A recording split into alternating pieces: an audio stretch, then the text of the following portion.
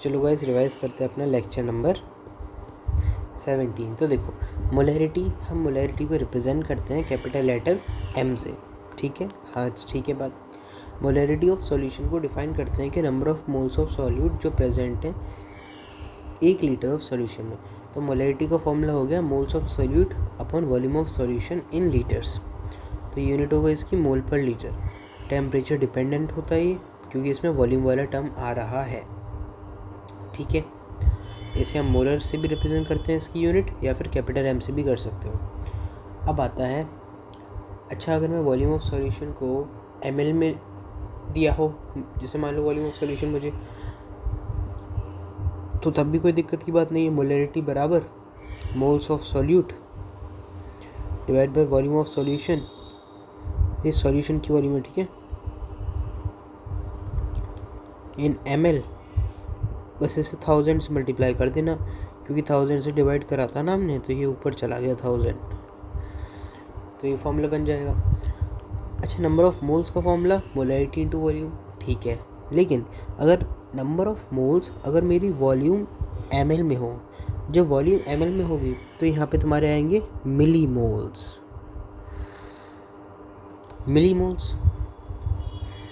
और मोलैरिटी होती है गिवन, अब देखो मोलैरिटी का एक बेहतरीन सा फॉर्मूला हम देखते हैं लास्ट, कि given mass of solute molar mass of solute multiply by 1000 divide by volume of solution in ml। तो ये अल्टीमेट फॉर्मूला है जो कि सबसे ज़्यादा यूज़ होता है क्वेश्चंस में, ठीक है। अब पढ़ना आना चाहिए, मैं फिर बोल रहा हूँ। तो 4 मोलर NaOH एक्वा सॉल्यूशन, क्या मतलब है इसका, कि 4 मोल NaOH के प्रेजेंट हैं 1000 ml सॉल्यूशन में या फिर 1 लीटर सॉल्यूशन में। और 4 मोलल NaOH एक्वा सॉल्यूशन का क्या मतलब था, कि 4 मोल NaOH के प्रेजेंट 1000 ग्राम या 1 किलो सॉल्वेंट में। अब डाइल्यूशन कॉन्सेंट्रेशन पे आते हैं। डाइल्यूशन का मतलब ये है कि मैं सॉल्वेंट का एडिशन कर रहा हूँ, और कॉन्सेंट्रेशन का मतलब ये है कि मैं सॉल्वेंट का रिमूवल कर रहा हूँ। अब solute remains constant, solute constant रहता है इसमें। डाइल्यूशन और कॉन्सेंट्रेशन तुम कितना भी करो, तो number of moles of solute बराबर कांस्टेंट, मोल्स मैंने इसमें कांस्टेंट कर दिए, तो मोलैरिटी इनटू वॉल्यूम कांस्टेंट हो जाएगी। तो यहाँ पे हमारा फॉर्मूला आ जाएगा M1V1 बराबर M2V2। और अगर MV यहाँ पे कांस्टेंट था तो M inversely proportional to V। Graph बनाओगे M और V का तो रेक्टेंगुलर हाइपरबोला आ जाएगा।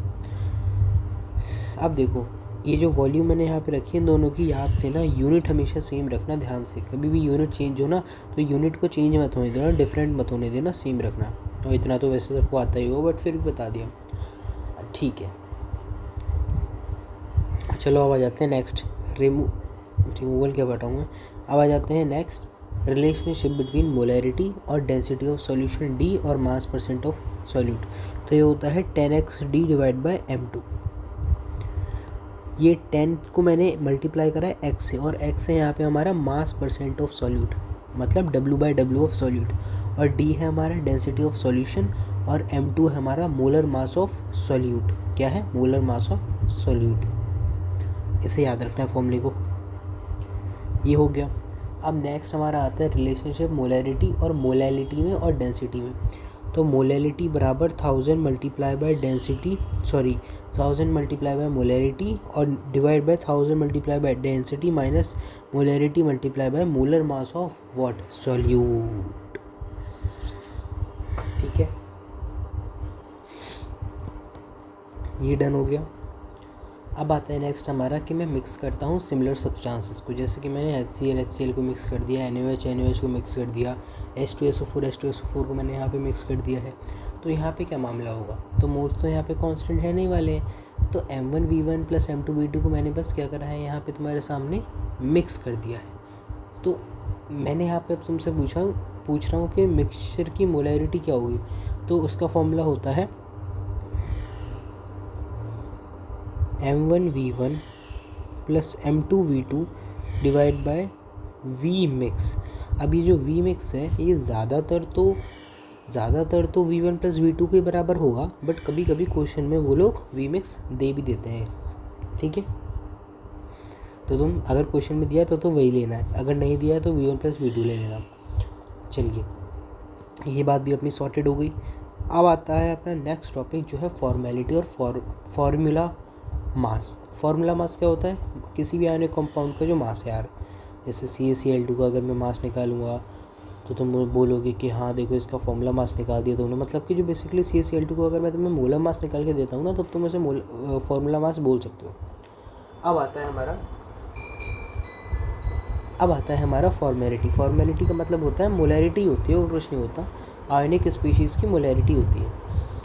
इसमें बेसिकली क्या करते हैं यार हम, जैसे मान लो 0.2 मोलर CaCl2 मैंने ले लिया, तो इसमें मुझे अगर कैल्शियम आयन की तुम मुझसे मोलैरिटी पूछो तो वो होगी 0.2 m, लेकिन अगर Cl- आयन की पूछो तो वो होगी 2 × 0.2 m।